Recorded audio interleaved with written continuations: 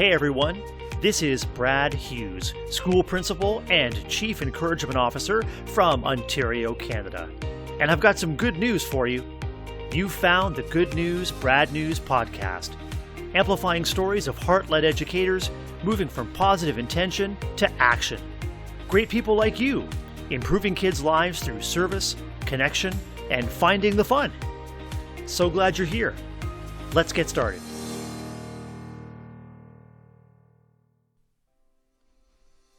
Hey everyone, it feels fantastic to welcome you back, this time to episode 4 of the Good News, Brad News podcast. I am your host, Brad Hughes, and as you settle in and get comfortable, I'd like to tell you that this episode is made with vine-ripened tomatoes, a blend of 3 cheeses, and is available in both regular and thin crust. Now, what if I told you an empty pizza box and a moment of inspiration could change the world? Well, after listening to my conversation with my guest today, you'll definitely believe that to be true. That's right, today I'm really excited to introduce you to my guest, Michelle Clark, who is also known as the Cardboard High Five Teacher. Now, Michelle is a special education teacher near Richmond, Virginia, USA, and as you'll hear, she's a wife, a dog mama, a devoted colleague, she's a runner, a mentor, an advocate for inclusion and community for all students, and she's an innovator who truly leads with love. Now, Michelle and I discuss a number of things near and dear to my heart, including how investing in relationships is the foundation of all good things, and how critical it is to discover ways to cue physical and emotional safety for students, especially now, as antidotes to the stress, uncertainty, and fear of living and learning through the global pandemic. You'll hear from Michelle today how her own challenges and difficulties as a student have been transformative in her journey and her why as an educator. My conversation with Michelle reminded me what tremendous power and responsibility each of us has in every interaction to lift up or tear down, to make someone's day, to restore someone's confidence, or even unintentionally to break someone's spirit. I'm reminded of my friend and fellow educator Livia Chan when she says, "We are not alone in this world. I am who I am largely because of others around me who have loved me, guided me, supported me, helped shape my being. I learn from them and you, and collaboratively, we make each other better." Every interaction is an opportunity to make each other better. Michelle is someone that knows and lives the power of connections to lift each other up, to make every interaction count, and to improve kids' lives one person, one interaction at a time. I know you'll enjoy getting to know Michelle Clark today, and after hearing her story, you'll be eager to connect with her too. So, here's my interview with Michelle Clark today on the Good News, Brad News podcast. Hey everybody, welcome back to the Good News, Brad News podcast. I am delighted to bring you somebody who is a trailblazer, an innovator, and she's done it with the simplest of materials to build connections with her students. She's known as the Cardboard High Five Teacher. She's an educator in Virginia, USA, and her name is Michelle Clark. Michelle, welcome to the Good News, Brad News podcast. Good morning. Thanks for having me. I'm excited to be here. For those of our listeners that don't yet know you or know about you, could you take a couple of minutes and tell us about yourself, who you are, what you do, all of your different roles, whether they're school roles, family roles, or community roles? Who is Michelle Clark? I'm Michelle Clark. I live here in Richmond, Virginia. However, I was born and raised, family still lives on Long Island, New York. So I've been teaching for 11 years as a special educator. I taught 3 years in South Carolina, Columbia, then met my husband who lived in Virginia. So of course I moved here to be closer to home as well. And I've been living here for about 8 years. So I'm in my 7th year, I want to say, at my current school district, which is very different from my previous. I am in a rural community now, so definitely a nice experience, but different. I'm a dog mom. I have two pups that I love and adore. My husband and I have been married for 6 years, so school life, and I love to run. That is, who I really am. It sounds like looking after yourself and your family is a huge part of how you maintain the energy to do what you do. And you're spending your day with little ones. Tell me a little bit about your current classroom and your current teaching role. Yeah, so actually, this is my first year in kindergarten. I go where the needs are. So this year, I am a special educator in kindergarten. I am in a collaborative setting, which means I go and work in the classroom, the general ed classroom, and support those students who are in need.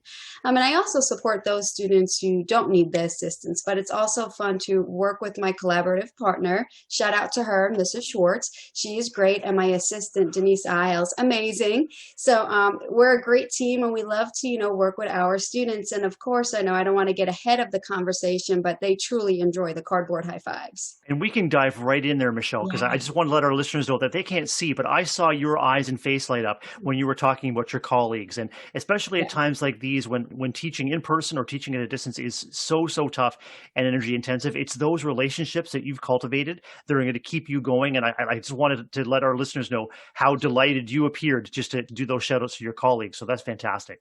If I remember correctly, you had some incredible discoveries, an incredible opportunity to welcome kids back face to face as early as summer school, summer of 2020. So could you talk with us about that, what your discoveries were and how you carried that forward? We weren't sure at first if we were going to go face to face, but our county decided, since our numbers of COVID were really low, we decided to dive right in and give it a shot with a small number of students. So I was teaching regular ed at the time, since I'm dual certified. So I did second grade. And, the night before summer school, I said to my husband, I'm not going to be able to hug these kids, give them a high five, show them, my emotions in a hands-on way. So I said, well, let me go make a high five. And he goes, out of what? I said, the pizza box that we have left over. Let me give it a shot. So I decided to do that. I was sitting on the couch. It was Sunday. School was starting Monday. And I said, I need to find that physical interaction. So I made a hand, and he goes, well, they can't just touch your hand, because then that's their germs going on your cardboard, and then they're spreading the germs. And I said, oh my goodness. So he said, they need one as well. I said, well, there's a perfect STEM activity. They are going to design their own cardboard high five. And it kind of just rolled into that. So it's been success since then. So I'm very happy with the cardboard high five, and it builds those connections and emotions. And we use it in kindergarten, and the students, they took the high fives, and they used it also to congratulate their peers when they were playing, a social distance games. And it just blew my mind how it took off in the classroom. And I'm grateful for that. I'm thinking that you and your husband are pretty happy at this point that you ordered pizza that night. That pizza box was there and you had that aha moment and you put it into action. How exciting. How excited were you to see both the response in your classroom from the kids to the cardboard high five? And how excited were you to see interest and adoption of the cardboard high five approach with your immediate colleagues and then with your PLN? Well, so it happened like this. I had a student, I was walking around giving them their greetings, their morning high five, and he said, let's make a handshake out of it. And I said, genius. Okay. So he created the handshake, and we did our little handshake. And I said, let's videotape it and send it to your mom. So we videotape it, and he looks at me and goes, I wonder if we could go viral. And I said, bless you. Okay. So I posted it on first my Facebook page, because at the time I wasn't really into Twitter. And then my sister gave me, post that on Twitter. And I said, all right. And it just blew up and went on to the local news. And, the PLN family on Twitter was, when I discovered, was just amazing. And it's actually all over the United States. I did a survey, wanted to see, how many states. Don't have a count, because I was just so overwhelmed with the amount of responses in different states and even in Canada. So I was happy to see the response, and I'm glad that I was able to create such an idea that other educators can use in their classroom to connect with their students. And at a time when there was so much and continues to be so much complexity, so much stress, so much doubt, you seized on an opportunity to keep things simple with simple materials.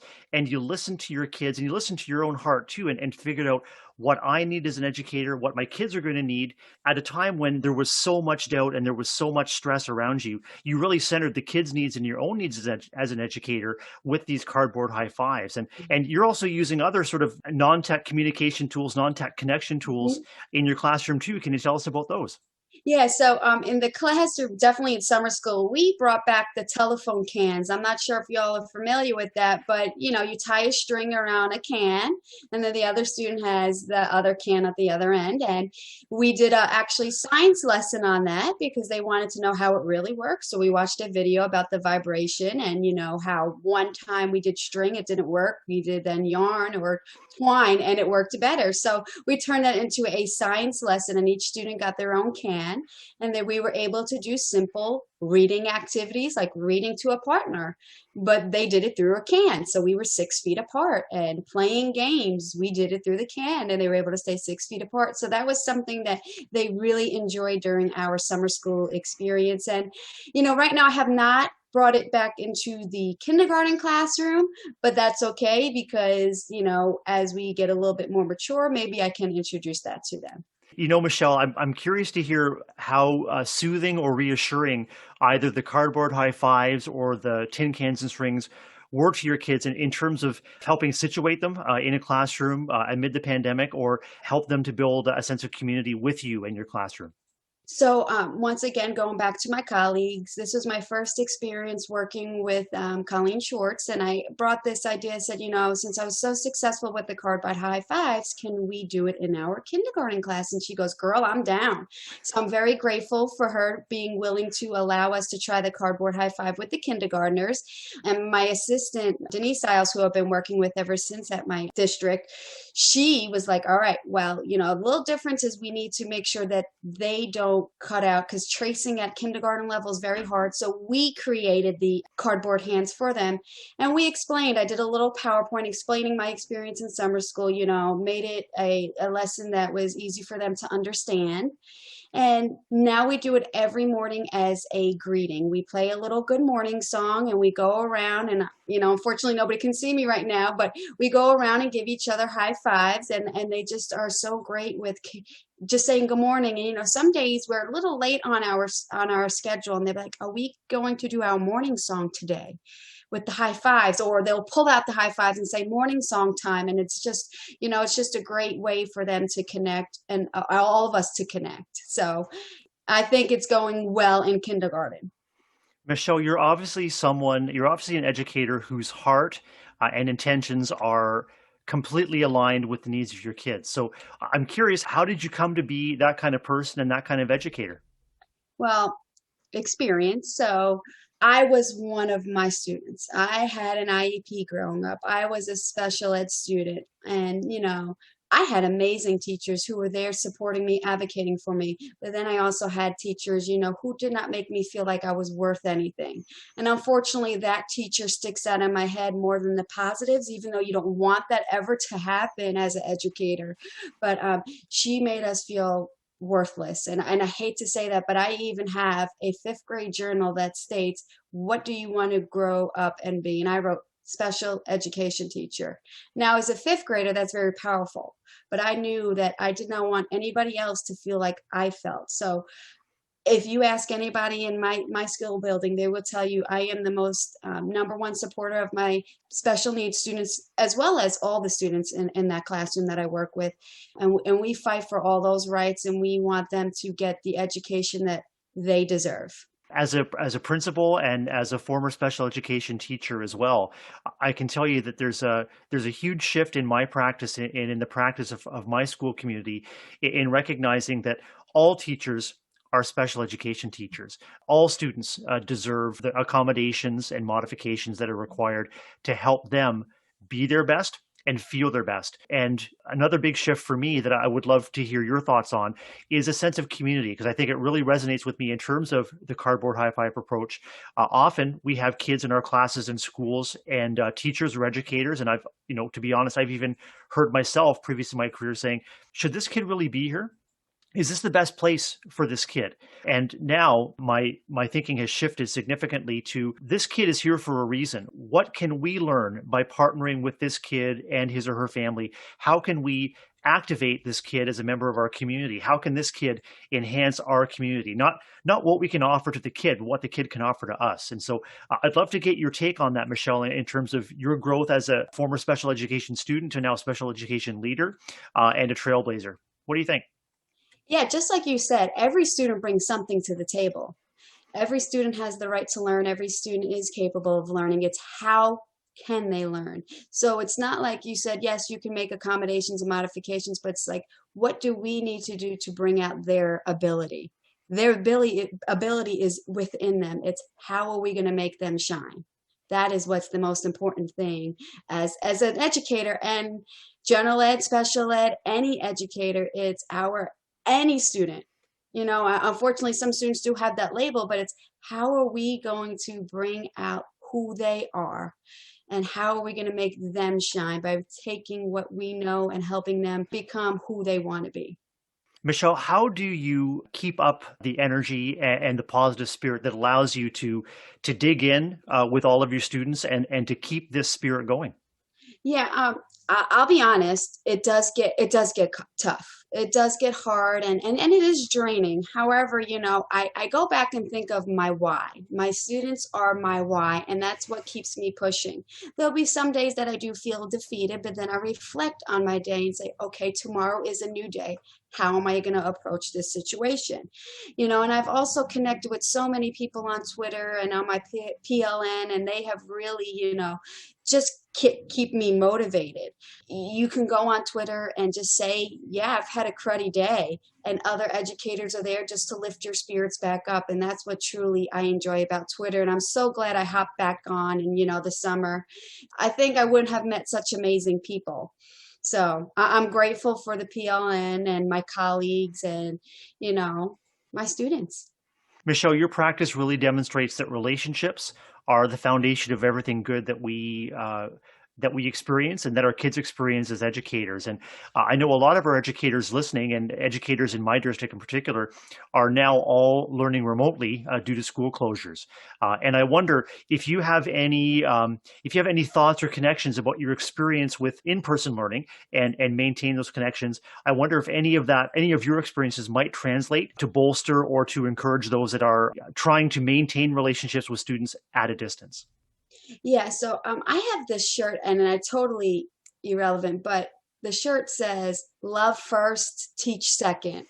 And I think right there is the true statement. You need to first show that you love your students before you can actually teach them, whether it's remotely or in person. So building those relationships is the number one thing. Of course, I had the advantage because we have been in person. So if we do go remote, which I hope doesn't happen, but if we do have to go remote, we already built that positive relationship from face to face. But if we were not if we were not in person, I think we would have, you know, done the same approach, doing a lot of virtual meetings and greetings. And I think we would have still established that cardboard high five, but we would have done it in the virtual way. So students can, you know, put their hands over the cameras and we can all touch each other's hands virtually. So once again, I always would love to say love first, teach second.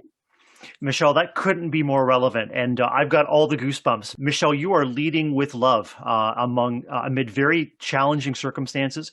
You're building community both for kids and for your colleagues, and for a variety of people in your PLN. This has been incredible to talk with you and to catch up with you about how the cardboard high fives have been going. Michelle, what's the best way to keep in touch with you? So definitely Twitter, where you can find me at Cardboard Teach or AKA Cardboard High Five Teacher, and I'm there. So come find me. My profile is public, so you're going to be able to have access right away. Also, my pin post is that viral video of the student and I doing our handshake because I feel like that needs to stay pinned for a long time so people can realize you can still build those relationships in a social distance classroom. Michelle, I want to thank you for your time today, and I want to thank you for running with that spark of initiative that came out of a pizza box the night before. And all of us educators know what Sunday night jitters feel like. Yes. And you took those Sunday night jitters and that pizza box, and you turned it into something that is impacting and influencing kids and communities worldwide. So proud of you, Michelle, and so grateful for you taking time to talk with me today on the Good News, Brad News podcast. Well, thank you so much, Brad, for having me and inviting me. It was truly a great experience to chat with you. I look forward to keeping in touch with Michelle, and I want all our listeners to make sure they do the same. Thank you so much. Have a great day.